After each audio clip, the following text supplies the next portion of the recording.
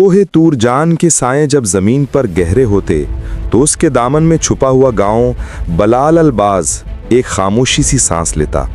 وہاں کے لوگ اپنی روزمرہ کی سنجیدہ محنت میں مگن تھے، مگر ہوا کے ساتھ گھلتی کوئی سرگوشی تھی، جیسے دور پہاڑوں کے اندر کھوئی ہوئی تقدیر کوئی راز بھونکے۔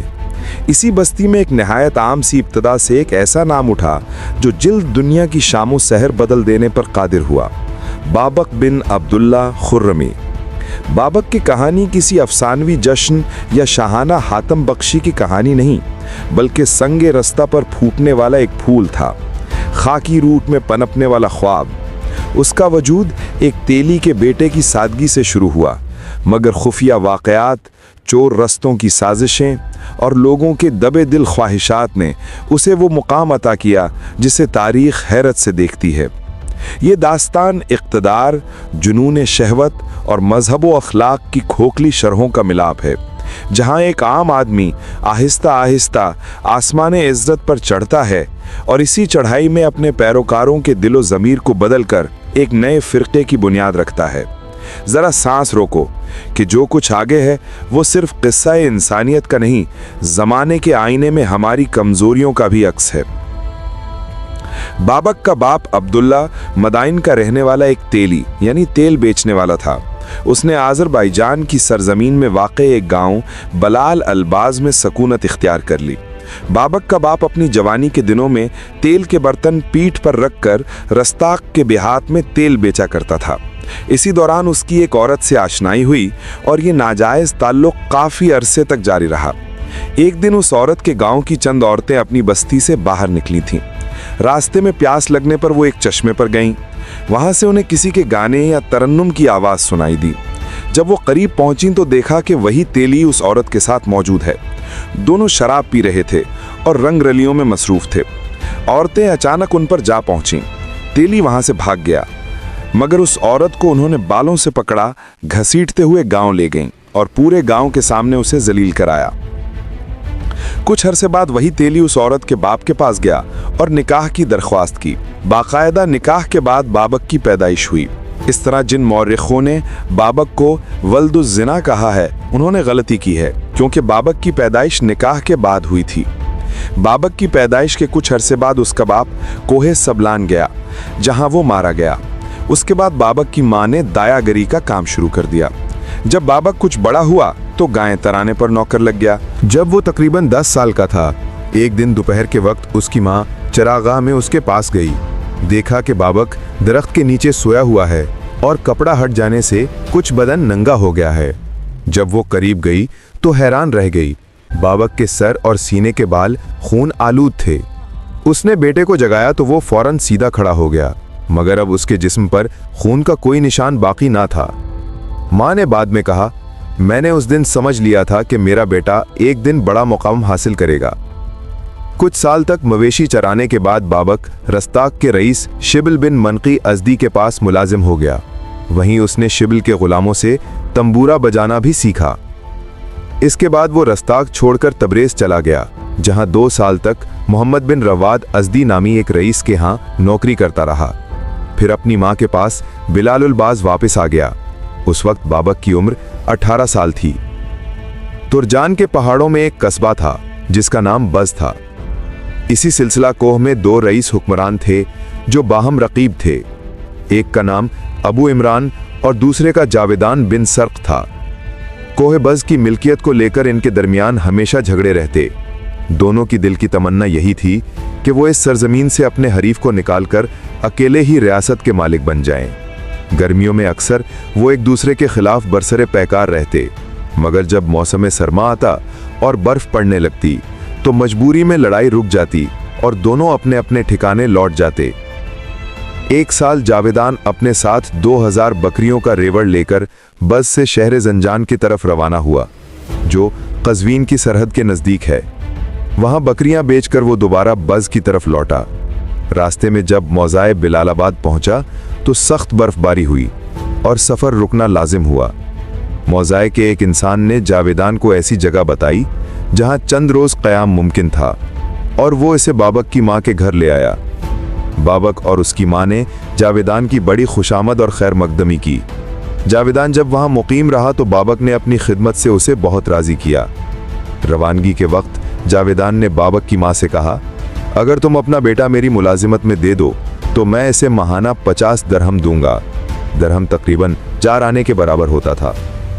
बाबक की मां ने रजामंदी जाहिर की और बाबक जावेदान के साथ कोहे बस चला गया। कुछ ही दिनों में जावेदान और अबू इमरान के दरमियान दोबारा जंग शुरू हो गई। आखिरकार अबू इमरान हलाक हो गया और जावेदान ने उसके तमाम अमलाक पर कब्जा कर लिया। बाबक नौजवानी में खूब रू और खुश वज़ा था। जावेदान की बीवी उस पर मोह ली गई और उनके दरमियान फासिकाना ताल्लुक़ कायम हो गया। कुछ अरसा बाद जावेदान वफात पा गया।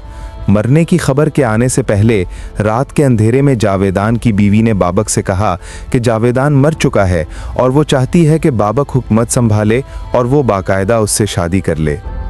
बाबक मुहतात हुआ और कहने लगा, मैं तो तुम्हारे शौहर का एक निचला खादिम था, लोग मेरी पैरवी कैसे कबूल करेंगे? तुम्हारी कौम मेरा तुम्हारे साथ निकाह कैसे तस्लीम करेगी? औरत ने जवाब दिया, मैंने एक चाल सोच रखी है, मुझे यकीन है मैं उन्हें अपने हथ में ले लूँगी। बाबक ने पूछा, क्या चाल है? औरत बोली, कल मैं पूरी कौम को जमा करूँगी और कहूँगी कि जावेदान ने अपनी वफ़ात से पहले कहा था कि आज रात जब वो मरेगा तो उसकी रूह फ़ौरन बाबक के वजूद में दाखिल हो जाएगी और दोनों की रूहें मुत्तहिद हो जाएंगी। इसके बाद बाबक ही हमारी कौम का सरदार होगा। वो जालिमों को हलाक करके कौम को दोबारा बुलंद करेगा और पसमानदा लोगों को इज्जत देगा। ये सुनकर बाबक का दिल खुशी से झूम उठा और उसने कहा, हाँ यही करें। अगले दिन जावेदान की बीवी ने लश्कर के तमाम सिपाहियों को जमा किया और उन्हें जावेदान की मौत की इत्तला दी। सिपाह के अमायदीन ने हैरत से पूछा, अगर जावेदान मरने वाला था तो उसने हमें बुलाकर खुद वसीयत क्यों ना की? औरत ने निहायत संजीदगी से जवाब दिया, तुम लोग उस वक्त मुख्तलिफ देहात में बिखरे हुए थे। अगर मैं तुम्हें जमा करने की कोशिश करती तो डर था कि कहीं अरबों की तरफ से कोई फितना ना उठ खड़ा हो। अब सुनो, जावेदान ने मरने से पहले जो वसीयत की वो मैं तुम्हें सुना रही हूँ, देखना तुम उसे मानते हो या नहीं। ये सुनकर लश्कर के सरदार बोले, जब हमने उसकी ज़िंदगी में कभी उसकी मुखालफत नहीं की तो अब मरने के बाद क्यों करेंगे? वसीयत सुनाओ। औरत ने कहा, कल जावेदान बिल्कुल तंदुरुस्त था, मगर अचानक उसने कहा कि मैंने दुनिया को छोड़ने का इरादा कर लिया है। आज रात ही मैं इस फ़ानी दुनिया से रुखसत हो जाऊंगा, लेकिन मेरी रूह निकलकर इस नौजवान खादिम बाबक के जिस्म में दाखिल हो जाएगी और यही नौजवान हमारी कौम और सरजमीन का मालिक होगा। इसने ताकीद की थी कि जब मैं मर जाऊं तो मेरी कौम को ये ख़बर देना और ये भी कहना कि जो शख्स मेरी इस वसीयत को ना मानेगा और मेरी ख्वाहिश पर अपनी मर्ज़ी को तरजीह देगा वो हमारे दीन से खारिज समझा जाएगा। ये सुनकर सब सरदारान लश्कर ने बैक ज़बान कहा, समअना व अताना, हमने सुना और माना, और सर झुकाकर बोले, हम जावेदान की वसीयत के मुताबिक इस नौजवान बाबक की पैरवी कबूल करते हैं। अब औरत ने एक बैल मंगवाया, उसे ज़बाह करने का हुक्म दिया, फिर उसकी खाल फैलाने का कहा। खाल के दरमियान एक तश्त रखा गया जो शराब से भरा हुआ था। इसके बाद रोटियां लाई गईं और उनके टुकड़े उस तश्त के गिर्द रख दिए गए।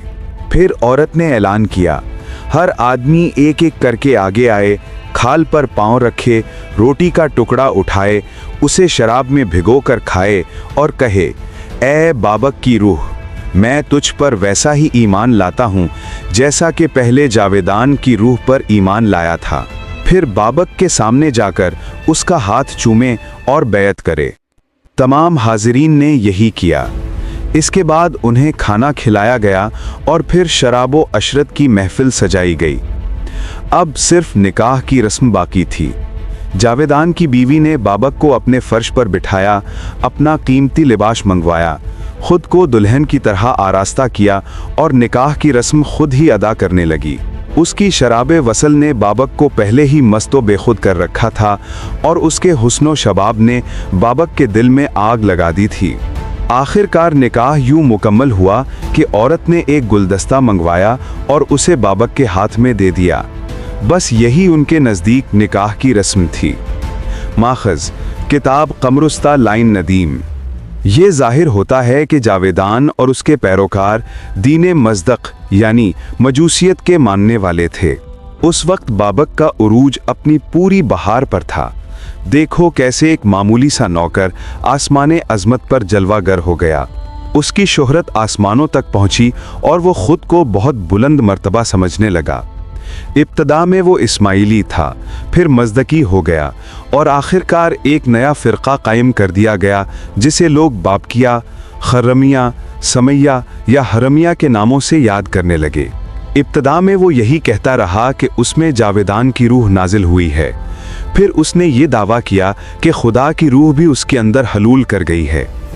उसने अपने पैरोकारों को तनासुख का अकीदा सिखाया और हिंदुओं की मानंद ये कहा कि रूहें इंसानों और जानवरों में मुंतकिल होती रहती हैं। बाबक ने मजहबी और अखलाकी क़ुयूद को उठाकर बेबाकिए ऐशो इशरत का बाजार गर्म कर दिया। उसने अपने मानने वालों को हराम काम, शराब नोशी और दीगर फवाहिश की इजाज़त दे दी, हत्ता कि माँ, बहन, बेटी और दीगर मुहर्रमात के साथ अबदी तौर पर अक़दे निकाह को जायज़ करार दिया गया। इसी वजह से उसके पैरोकारों को खुर्रमी कहा जाने लगा, क्योंकि खुर्रम का मतलब है शादमानी और ऐश। बाबक का दस्तूर ये था कि जब भी उसे मालूम होता कि किसी शख्स की बहन या बेटी निहायत हसीन है तो वो उसके पास बुलाव भेजता। अगर बुलाव का जवाब ना आया तो उसे कैदी बनाकर तलवार के सामने पेश कर दिया जाता और उस हसीना पर जबरन कब्जा कर लिया जाता था। जाहिर है कि बाबक की अखलाकी तालीमात सरासर फहाशी और काबिल नफरत थीं, मगर जावेदान की कौम के अलावा दैलम, अहले हमदान और असफहान के लोग भी अपनी किस्मत उसके साथ जोड़ बैठे। जब बाबक के मानने वालों की तादाद तकरीबन 3 लाख तक पहुंच गई तो उसने सन 201 हिजरी में खिलाफत अब्बासिया के खिलाफ बगावत का ऐलान कर दिया। उस वक्त बगदाद में खलीफा मामून अब्बासी हुकूमत कर रहा था। 3 साल तक खलीफा मामून को अंदरूनी मसाइल ने इस तरफ तवज्जो देने का मौका न दिया। फिर 204 हिजरी में उसने अपने गवर्नर ईसा बिन मोहम्मद को, जो आर्मीनिया और आज़रबाईजान का हाकिम था, हुक्म दिया कि बाबक की बगावत ख़त्म करे, मगर कुछ वजूहात की बिना पर ईसा बिन मोहम्मद ये मुहिम मुकम्मल न कर सका। 209 हिजरी में खलीफा मामून ने एक और सरदार अली बिन सिद्का अल-मारूफ ज़ुरैक को भेजा कि वो बाबक की फौज को तोड़ दे और उसे गिरफ्तार करके लाए, लेकिन नतीजा उल्टा निकला। बाबक ने मुकाबले में ज़ुरैक के साथी इब्ने जुनैद को शिकस्त देकर गिरफ्तार कर लिया। ज़ुरैक भी इस मुहिम में नाकाम रहा, इसलिए मामून ने उसे हटाकर इब्राहिम बिन लैस को आर्मीनिया और आज़रबाईजान का नया गवर्नर मुकर्रर कर दिया। लेकिन ज़ुरैक ने बगावत कर दी। उसने मोसिल और आज़रबाईजान के दरमियान के पहाड़ी इलाके पर कब्जा कर लिया और फिर मोसिल पर भी हमला कर दिया। इस लड़ाई में मोसिल का गवर्नर सईद बिन उन्स मारा गया और ज़ुरैक ने शहर पर कब्जा जमा लिया। यह खबर खलीफा मामून तक पहुंची तो वो बहुत गुस्से में आ गया। सन 212 हिजरी में उसने मोहम्मद बिन हमीद तूसी को मोसिल का नया गवर्नर मुकर्रर किया और उसे हुक्म दिया कि ज़ुरैक और बाबक दोनों को ख़त्म करे। मोहम्मद बिन हमीद ने फ़ौरन मोसिल का रुख किया, ज़ुरैक को शिकस्त दी और शहर दोबारा वापस ले लिया। मोसिल की मुहिम ख़त्म करने के बाद उसने अपनी फ़ौज के साथ बाबक की तरफ पेशकदमी की। वो बड़ी चालाकी और मंसूबाबंदी से आगे बढ़ता हुआ बाबक के इलाकों तक पहुंच गया। बाबक कुछ देर तक पहाड़ के दामन में लड़ता रहा, फिर वो पहाड़ पर चढ़ गया। मोहम्मद बिन हमीद कामयाबी के जोश में उसका पीछा करता हुआ तकरीबन 3 कोस तक ऊपर चला गया। अचानक बाबक के सिपाही कमीनगाह से निकले और उस पर हमला कर दिया। खुद बाबक भी पलटकर मोहम्मद पर टूट पड़ा। मोहम्मद बिन हमीद की फौज घबरा गई और भाग निकली, मगर मोहम्मद ने साबित कदमी से लड़ाई जारी रखी। आखिरकार वो चारों तरफ से दुश्मनों में घिर गया, जख्मी हुआ और शहीद हो गया। जब यह खबर खलीफा मामून तक पहुंची तो वो शदीद रंजीदा हुआ।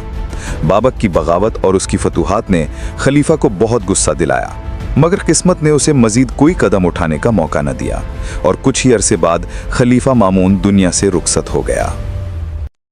बाबक ने शहर बज़ को अपना मजबूत ठिकाना बना रखा था। उसने अर्दबील और आज़रबाईजान के दरमियान मौजूद कई किलों को तबाह और वीरान कर दिया था। जब खलीफा मोतसिम अब्बासी ने 218 हिजरी में अपने भाई मामून के इंतकाल के बाद खिलाफत संभाली तो उसने अबू सईद मोहम्मद बिन यूसुफ को हुक्म दिया कि बाबक के खिलाफ कार्रवाई करे।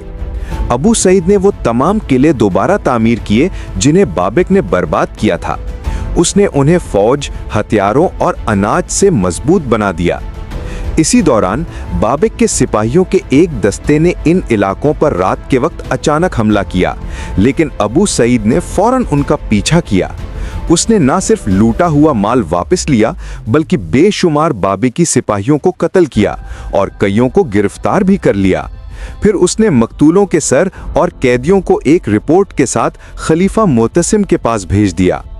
ये थी बाबिक के मानने वालों की पहली बड़ी शिकस्त, जो खिलाफत की फौज के हाथों हुई। इसके बाद दूसरी शिकस्त एक दिलचस्प और हैरानकुन अंदाज में हुई। बाबिक का पुराना साथी और मददगार मोहम्मद बिन हैस, जो आज़रबाईजान के एक किले में रहता था, पहले तो बाबिक की फौज को खुराक और असलहा पहुंचाता था, मगर बाद में उसके बाबिक से ताल्लुकात खराब हो गए। कुछ रिवायात के मुताबिक बाबिक ने उस पर बदएतमादी जाहिर की, जबकि कुछ मुहर्रिखीन कहते हैं कि मोहम्मद बिन हैस ने हालात देखकर अपनी वफादारी बदल ली। उसे अंदाजा हो गया था कि खिलाफत अब ताकतवर हो रही है और बाबिक का अंजाम करीब है, इसलिए उसने अपनी जान और मकाम बचाने के लिए खलीफा मोतसिम का साथ दे दिया। एक दिन बाबिक का सिपह सालार इस्मत वहां से गुजरा। मोहम्मद बिन हैस ने उसकी बड़ी इज्जत की, दावत दी और रात को उसे किले में ठहराया। लेकिन ऐन रात के वक्त उसने धोखे से इस्मत को गिरफ्तार कर लिया, उसके साथियों को कत्ल कर दिया और इस्मत को खलीफा मोतसिम के दरबार में भेज दिया। खलीफा ने इस्मत से बाबिक के किलों और जंगी राजों के बारे में पूछा। इस्मत ने सब कुछ बता दिया, रास्ते, खुफिया ठिकाने और जंगी मंसूबे तक, लेकिन मोतसिम ने उसे रिहा न किया और सजा दी। फिर खलीफा ने मशहूर सिपह सालार अफशीन हैदर को बाबिक के मुकाबले के लिए भेजा और उसे जबाल के इलाके की गवर्नरी अता की। अफशीन ने जंग के मैदान में पहुंचकर पहले खुराक और सप्लाई का मजबूत इंतजाम किया। उसने रास्तों को महफूज बनाने के लिए हर थोड़ी दूर पर चौकियां कायम की और तजर्बाकार सिपाहियों को निगरानी पर लगा दिया। ये सिपाही अर्दबील से लेकर अफशीन के कैंप तक दिन रात गश्त करते और हर काफिले को हिफाजत से गुजरने देते। जब भी बाबिक का कोई जासूस पकड़ा जाता, अफशीन उससे न सख्ती करता न जुल्म, बल्कि उसके साथ नरमी से पेश आता, उसके अखलाक और हालात के बारे में जानता और फिर उस पर मजीद एहसान करके आज़ाद कर देता। खलीफा मोतसम ने जब देखा कि अफशीन अकेला बाबक का मुकाबला नहीं कर पा रहा, तो उसने अपने एक और नामवर सिपा सालार बगा कबीर को बड़ी फौज, मालो असबाब और रसद के साथ अफशीन की मदद के लिए रवाना किया। बाबक को जब खबर मिली कि बगा कबीर एक बड़ी फौज के साथ आ रहा है, तो उसने सोचा कि हमला करने से पहले ही उस पर शबखून यानी अचानक हमला मार दिया जाए। लेकिन बाबक के इस मंसूबे की खबर उसके अपने ही कुछ जासूसों के जरिए अफशीन तक पहुंच गई। अफशीन ने फौरन बगा कबीर को खत लिखा, तुम काफले के साथ कला नहर तक जाओ, फिर काफले को रवाना करके खुद वापस अर्दबील आ जाना। बगा कबीर ने अफशीन की हिदायत के मुताबिक यही किया। वो काफला आगे भेजकर खुद अर्दबील वापस चला गया। अब इधर बाबक को सिर्फ इतनी इत्तला मिली कि बगा का काफला कला नहर की तरफ रवाना हो गया है। उसे ये गुमान हुआ कि बगा खुद भी इसी काफले में मौजूद है, इसलिए वो अपने चुनिंदा सिपाहियों के साथ उस पर हमले के लिए निकल पड़ा। जब बाबक कला नहर के करीब पहुंचा तो बगा कबीर तो वहां था ही नहीं, लेकिन कला नहर का वाली यानी गवर्नर अपने सिपाहियों के साथ उसी काफले के हमराह मौजूद था। बाबक ने समझा कि यही बगा का लश्कर है। उसने हमला किया, काफले के तमाम सिपाहियों को मार डाला और तमाम मालो असबाब लूट लिए। इसी दौरान रास्ते में बाबक की मुलाकात अफशीन के सिपा सालार हैशम से हो गई। बाबक ने उस पर भी हमला किया। हैशम जख्मी होकर एक कले में जा छुपा। बाबक ने कले का मुहासरा कर लिया, लेकिन ऐन उसी वक्त अफशीन अपनी फौज के साथ वहां पहुंच गया और अचानक बाबक के लश्कर पर हमला कर दिया। यह हमला इतना अचानक था कि बाबक के सिपाहियों के होश उड़ गए। वो बदहवासी में इधर उधर भागने लगे। ज्यादातर सिपाही मारे गए, बाकी जान बचाकर हौकान की तरफ भाग निकले। बाबक भी किसी तरह बचकर वहां पहुंच गया, लेकिन वहां से पलटते ही उसने एक चालाक मंसूबा बनाया। उसने पहाड़ी रास्तों पर कब्जा करके अफशीन के लश्कर की रसद का रास्ता काट दिया। अब अफशीन की फौज को खाने पीने का सामान मिलना बंद हो गया और लश्कर के सिपाही भूख से निढाल होने लगे। अफशीन ने करीबी इलाके मरागा के हाकिम को पैगाम भेजा कि फौरन खुराक और सामान रवाना करो, मगर बदकिस्मती से रास्ते में बाबक के सिपाहियों ने वो रसद लूट ली। ये खबर मिलते ही बगा कबीर ने फौरन अपना तमाम मालो असबाब किसी न किसी तरह बाबक के हमले से बचाया और बड़ी मेहनत से वो सब कुछ अफशीन के कैंप तक पहुंचा दिया। अफशीन ने वो सामान लश्करियों में तकसीम कर दिया, जिससे लश्कर वक्ती तौर पर संभल गया। अब अफशीन ने मुतमईन होकर अपने सिपा सालारों को बाबक पर हिसार डालने का हुक्म दिया। चुनाचे किला बस से 6 मील के फासले पर मोर्चे कायम किए गए। बगा ने करिया बज़ में दाखिल होकर जंग छेड़ दी। सख्त लड़ाई के बाद इसके लश्कर का बड़ा हिस्सा काम आ गया और वो मोहम्मद बिन हमीद सिपा सालार के मोर्चे में वापस चला आया। इसने मदद तलब की तो अफशीन ने अपने भाई फजल अबू जोश, अहमद बिन खलील और जनाह अल आहवर को बगा की कमक पर रवाना किया और हुक्म दिया कि फलां दिन फलां वक्त बाबक पर यकबारगी हमला करना। मैं भी इस सिमत से यलगार करूंगा। मगर इत्तेफाक से बरसात और सख्त सर्दी की वजह से बगा वगैरह यौम मुकर्रर पर ना पहुंच सके और अफशीन ने अकेले ही हमला कर दिया। इब्तदाई लड़ाई में बाबक मुकाबला ना कर सका और पीछे हट गया। अफशीन ने बढ़कर उसके मोर्चे पर कब्जा कर लिया। अगले दिन बगा वगैरह बर्फ, बारिश और सर्दी से तंग आकर एक पहाड़ी पर चढ़ गए जो अफशीन के लश्करगाह के करीब थी। वहां भी बर्फबारी ने उनका दम निकाल दिया। 2 दिन इसी अजियत में गुजरे। इसी दौरान बाबक ने मौका पाकर अफशीन पर अचानक शबखून मारा, जिससे अफशीन को पीछे हटना पड़ा। दूसरी तरफ बगा की फौज में रसद कम होने से शोर व फरियाद मच गई। मजबूरन बगा किले बज़ की तरफ बढ़ा ताकि अफशीन का हाल मालूम करे, मगर राह में बाबक के सिपाहियों ने घेर लिया। बगा किसी तरह बचकर रात के अंधेरे में एक दुश्वार गुजार पहाड़ी रास्ता तय करके दामने कोह में जा उतरा। इसने वहां पड़ाव डाला और मालो असबाब की हिफाजत के लिए पहरा मुकर्रर किया, लेकिन लश्कर थकन से निढाल था। सब सिपाही सो गए। बाबक ने मौका देखा और अचानक हमला कर दिया। तमाम मालो असबाब लूट लिए गए और बगा खाली हाथ खंदके अव्वल की तरफ भागा, जो पहाड़ के दामन में वाक़ थी। यूं बर्फ, बारिश और जंग के शोर में खिलाफत का लश्कर पसपा हुआ और बाबक एक बार फिर अपनी तदबीर और जुर्रत से दुश्मन पर भारी पड़ा। मगर ये कामयाबी वक्ती थी, क्योंकि अफशीन अब खामोश बैठने वाला न था। वो अपने दिल में इंतकाम की आग लिए ऐसा जाल बुन रहा था जिससे निकलना खुद बाबक खुर्रमी के लिए नामुमकिन होने वाला था। जब खलीफा को अपनी अफवाज के मुख्तलिफ महाजों पर बार बार नाकामियों और कशीदगियों की खबर मिली तो उसने जाफर खैयात की क़यादत में ताज़ा लश्कर रवाना किया। ये खबर अफशीन के दिल में नई हिम्मत जगा गई। उसकी ताकत में वाज़ह इजाफा हुआ। फसले रबी के अवाइल में वो आहिस्तगी से किलाए बज़ की तरफ बढ़ा। रात में सिपाहियों को पहरों पर मुकर्रर करता और दिन में गश्त के लिए अस्करी दस्ते भेजता। खुद भी अक्सर इन दौरों में शामिल होता। रफ्ता रफ्ता वो मकामे मुकाबिले किला पहुंचा, जहां 3 पहाड़ियां एक दूसरे से चिपटी पड़ी थीं। इन्हीं तीनों के दरमियान एक कुशादा मैदान था। अफशीन ने इसी मकाम पर ठहराव किया।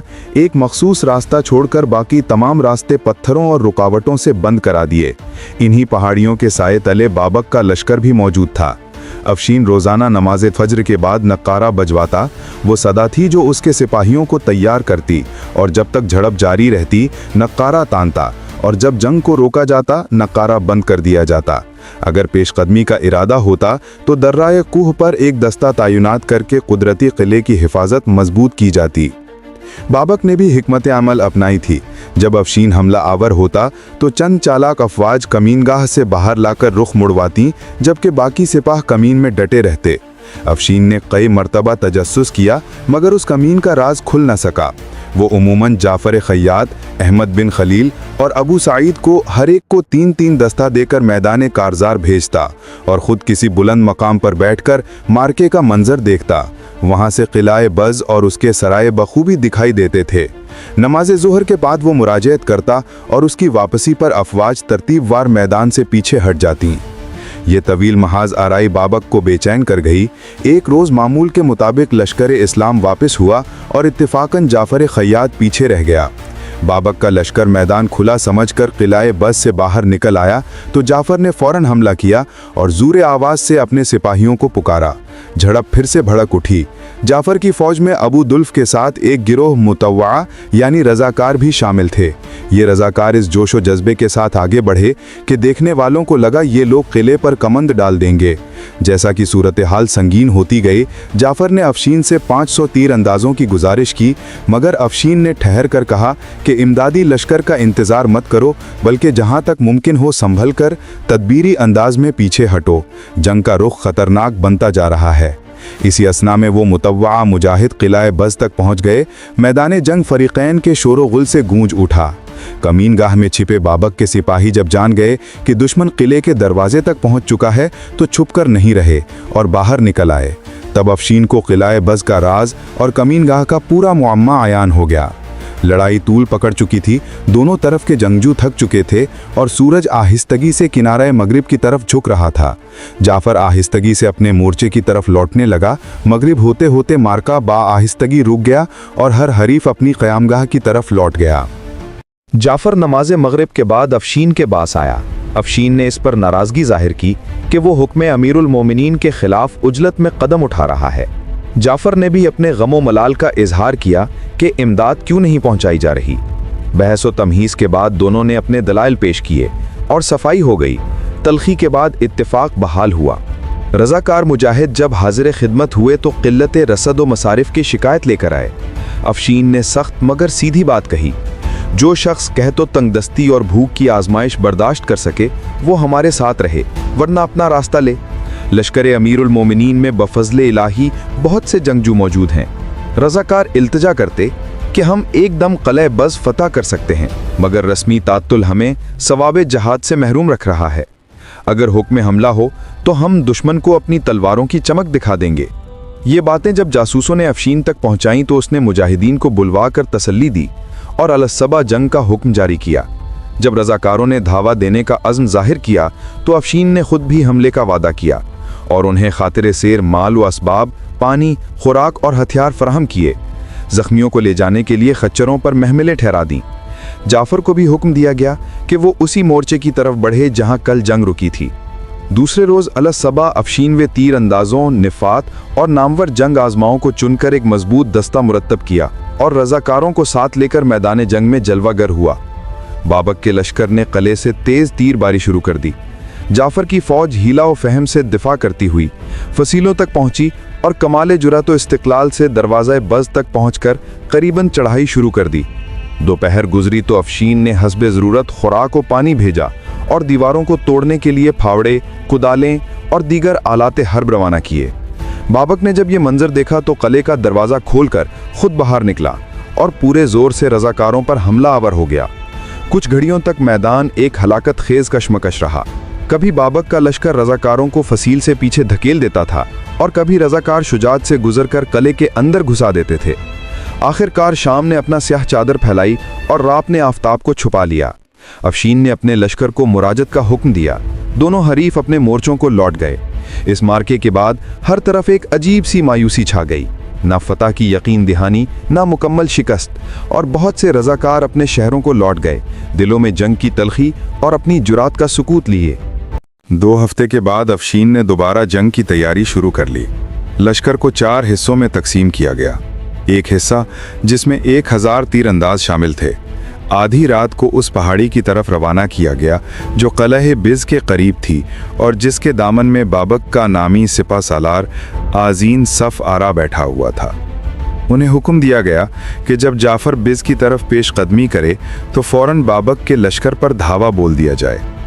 दूसरे हिस्से को उस टीली के नीचे कमीनगाहों में छुपा दिया गया जहां की चोटी पर बाबक के सिपाही कमीन में बैठा करते थे। तीनों हिस्सों के अलावा तीसरे दस्ते को किले की हिफाजत के लिए लश्करगाह में बरकरार रखा गया और चौथे हिस्से को तैयार करके अलिसुब उसी मोर्चे की तरफ रवाना किया गया जहां गुज़िश्ता मार्कों में ठहराव रहा था।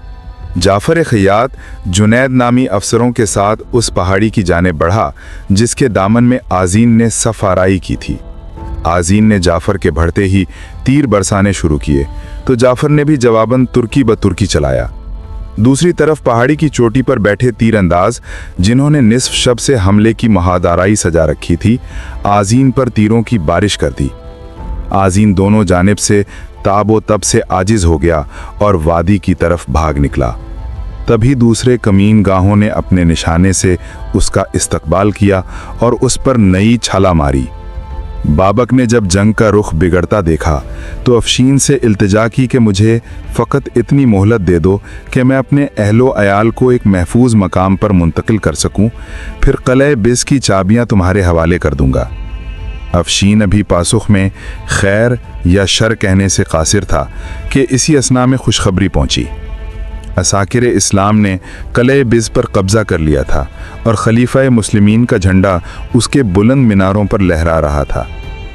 अफशीन ने सिजदे शुक्र अदा किया और क़िले में दाखिल हुआ। बहुत सा मालो गनीमत और कुछ कैदी मुसलमानों के हाथ आए।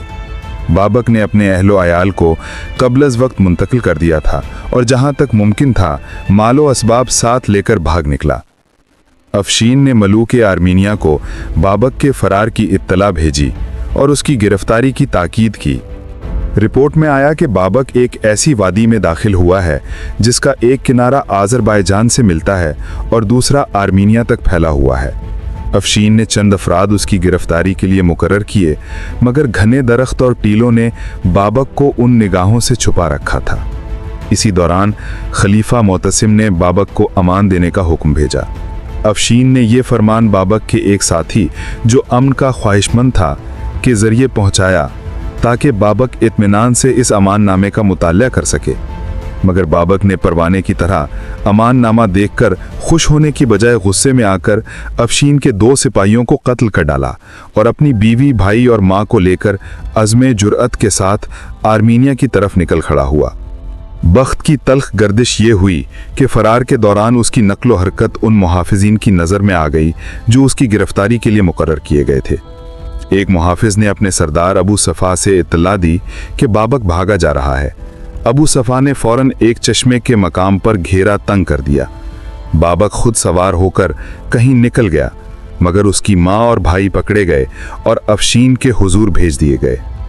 पहाड़ों पर एक गुप्त अंधेरी रात के साए थे। आर्मीनिया के बर्फानी जंगल में हवा साए साए करती गुजर रही थी।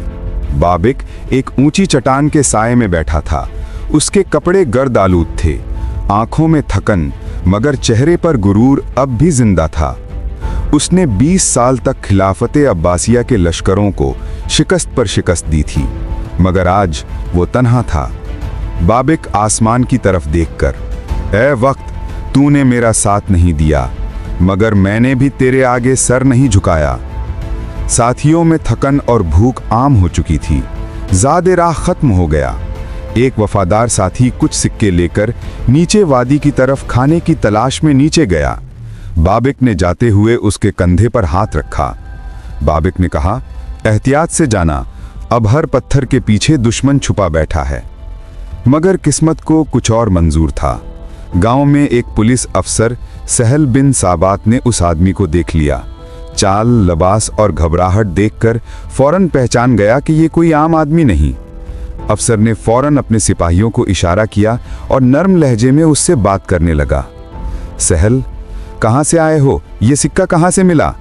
साथी घबराकर, मैं जंगल के परे अपने सरदार के लिए खाना लेने जा रहा हूँ। ये सुनकर सहल की आंखों में चमक आ गई।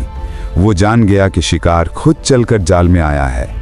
चंद लम्हों बाद वही सहल अपने सिपाहियों के साथ बाबिक के ठिकाने पर पहुंच गया। बाबक ने दूर से घोड़ों की चाप सुनी, तलवार को हाथ में लिया। फिर जब सहल सामने आया तो उसने फौरन तलवार नीचे कर दी, क्योंकि सहल के चेहरे पर दुश्मनी नहीं, नरमी थी। सहल मुस्कुराते हुए, बाबक, मैं तुम्हारा दुश्मन नहीं हूं, मैं तुम्हें पनाह देने आया हूं। बाबक चौंक गया। इतने बरसों में उसने दर्जनों जंगें देखी थीं, मगर ये नरमी, ये लहजा कुछ गैर मामूली था। बाबक, पनाह? खिलाफत का अफसर मुझ जैसे बागी को पनाह देगा? सहल, वक्त बदलता है बाबक, शायद खिलाफत भी अब तुम्हें माफ करने को तैयार हो। मेरे किले में चलो, वहां तुम महफूज रहोगे। बाबक ने अपने साथियों की तरफ देखा।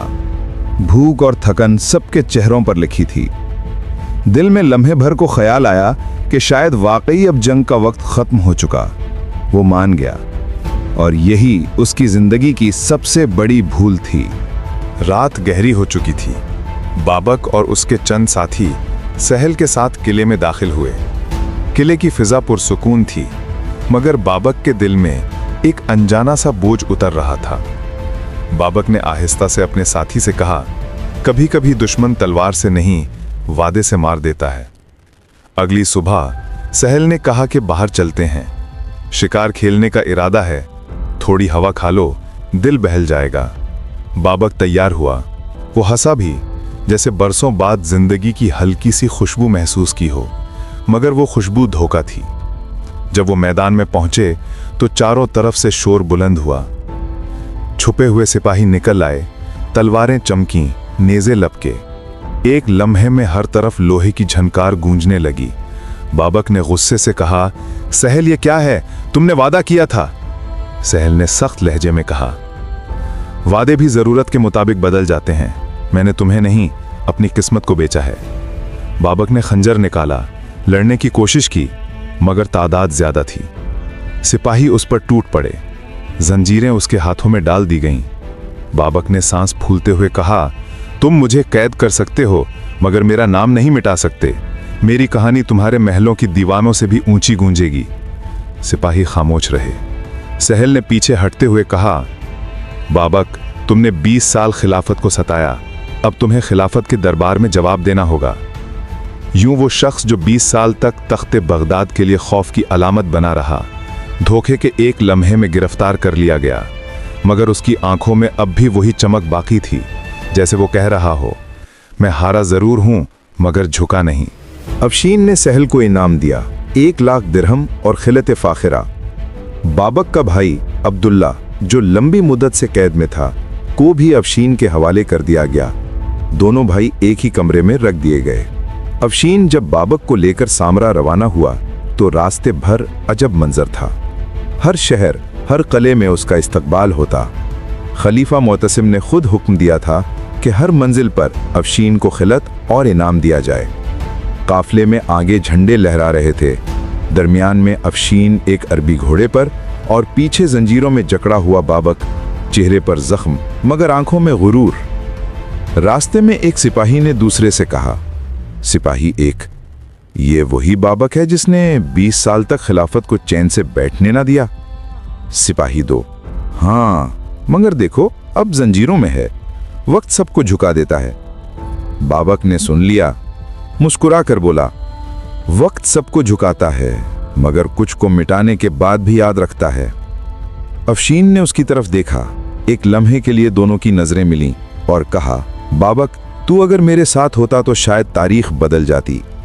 बाबक, तारीख में जगह 2 तरह के लोग बना पाते हैं, एक वो जो तख्त पर बैठे होते हैं और एक वो जिनके खिलाफ तख्त बैठा होता है। अफशीन खामोश हो गया। काफला आगे बढ़ता गया और हर मंजिल पर अफशीन को सोने का खिलत, अरबी घोड़ा और खलीफा का कासिद मिलता, मगर बाबक के हिस्से में सिर्फ खामोशी थी और वो मुस्कुराहट जो शिकस्त के बावजूद टूटी नहीं थी। आखिरकार सामरा का दिन आ पहुंचा।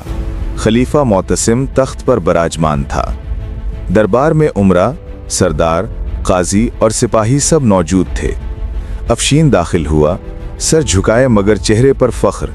बाबिक को हाथी पर बिठाकर लाया गया ताकि सब उसे देख सकें। खलीफा ने उसे गौर से देखा, फिर बोला, खलीफा, यही है बाबिक, वही शख्स जिसने खिलाफत के खिलाफ तलवार उठाई? अफशीन, जी या अमीरुल मोमिनीन, ये वही मर्द है जिसने 20 साल तक सल्तनत को हिलाकर रख दिया। खलीफा ने बाबिक की तरफ देखा, खलीफा, क्यों किया तूने ये सब? तुझे क्या मिला इन बगावतों से? बाबिक पुरसुकून लहजे में, मैंने खिलाफत के खिलाफ नहीं, जुल्म के खिलाफ तलवार उठाई। मैंने चाहा कि लोगों को इंसाफ मिले, मगर तुम्हारे महलों में सिर्फ ताकत बोलती है, हक नहीं। दरबार में सन्नाटा छा गया। अफशीन आगे बढ़ा, कहा, अफशीन, ये अपनी जुबान से अपने जुर्म का इकरार कर रहा है, अब फैसला वाज़े है। खलीफा ने हुक्म दिया कि बाबिक को सजा दी जाए। बाबिक ने खलीफा की तरफ देखा और कहा, मैंने अपनी जिंदगी अपनी मर्जी से गुजारी, अब मरना भी मेरी मर्जी से चाहूंगा, डर के नहीं, वकार से। सिपाही ने उसका पहला हाथ काटा। खून बहा तो बाबिक ने वो खून अपने चेहरे पर लगा लिया। किसी ने हैरत से पूछा, ये क्या कर रहे हो? बाबिक ने कहा, ताकि मेरा चेहरा पीला ना पड़ जाए और लोग ये ना समझें कि बाबिक मौत से डर गया। फिर एक एक करके उसके आज़ा काटे गए, मगर बाबिक के चेहरे पर सुकून था। खलीफा ने हैरत से कहा, अजीब शख्स था ये, मरकर भी सबको खामोश कर गया। अफशीन की आखिरी मुहिम वो थी जिसने 2 दहाइयों से जारी उस आग को बुझा दिया। ये जंग सिर्फ तलवारों की नहीं, बल्कि इरादों, सब्र और कुर्बानी की जंग थी। अफशीन जब बाबक के कले का हिसार बांधता तो रोजाना के अखराजात सुनकर खुद सिपाही हैरान रह जाते। किसी ने एक रोज पूछा, ए सालारे लश्कर, ये कैसी जंग है जिसका खर्च ही मैदान से बड़ा है? अफशीन ने मुस्कुराकर कहा, ये वो आग है जो 20 बरस से जल रही है। इसे बुझाने के लिए सिर्फ तलवार नहीं, खून, वक्त और खजाना सब जलाना पड़ता है।